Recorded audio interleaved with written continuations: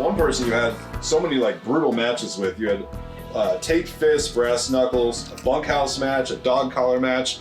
You remember your series of matches with Barry Windham? Wow, Barry Windham. You know, a lot of people don't remember that. They don't.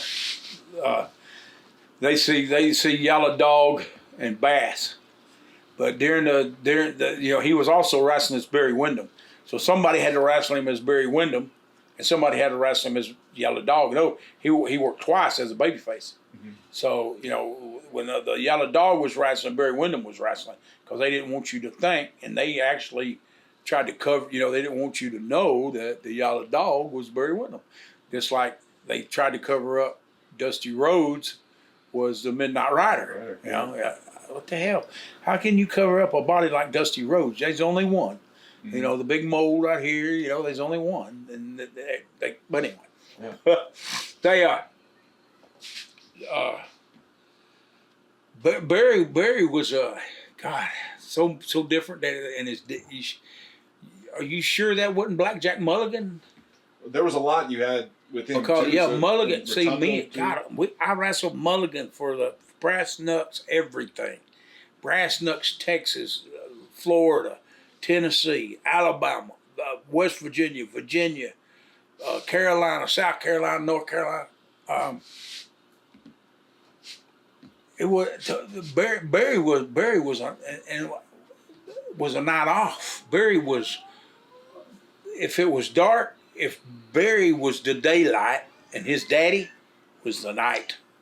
Really? Oh, polar opposites? Then? Oh, brother. And you know, and they're both tall, but Barry was slender and skinny.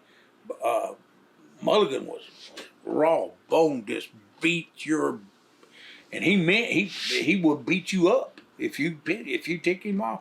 But I pounded him. If he hit me hard, I hit him hard. That's the way it was in the business. But Barry, to me, and you know, after when Barry went up there to WWF, he went. It was like he was the nightmare. No, Widowmaker. The Widowmaker, and that was it. That was it. He was done.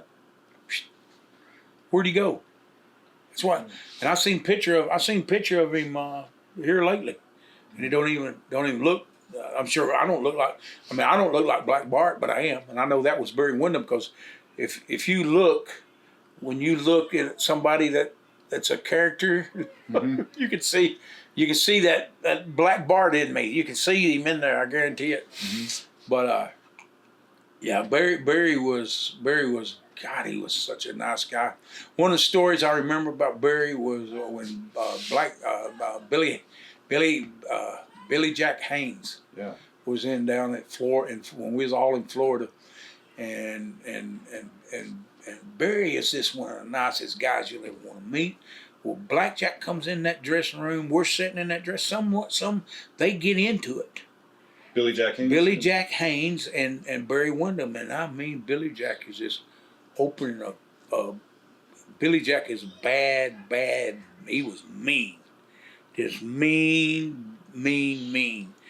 And I'm thinking, Mama, Blackjack's fixing to walk in here, and he's beating the heck out of his son. Brother Blackjack just walked in there, put his bag down, sat down, didn't say a word, nothing. Oh. Said, man, I said, God. And then seems like when we left Florida, we went back to the Carolinas, and then you didn't see no more. Not a whole bunch of Barry was in the Carolinas either. Barry Windham was. He did the first. He was in the first Four Horsemen, wasn't he? Yeah. Yeah. But then he was gone. I know he went to New York with Rotundo for a little bit. I know he did the first WrestleMania. Yeah. And then I guess he came back later, or I don't remember if he did. He wasn't around very much, but he a very, very nice guy. His daddy was a nice, super guy. You just kept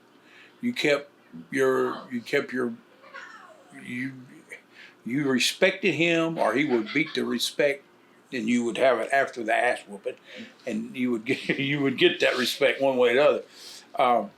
But I had some tremendous matches with Barry, and loved working with both of them. I didn't mind working with both of them because I liked it stiff. I liked it rough. Yeah.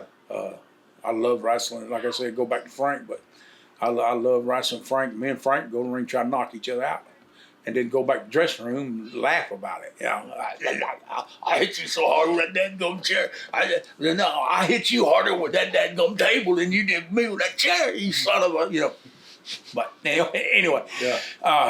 That's the way me and Mulligan was, you know, but not as good of friends as me and Frank was. But unbelievable, brother. I wouldn't. Those matches that I had with Barry, when we were doing that, it was not.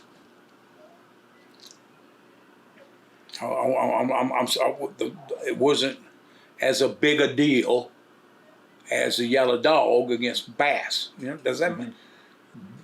I guess that makes sense. Yeah. But see,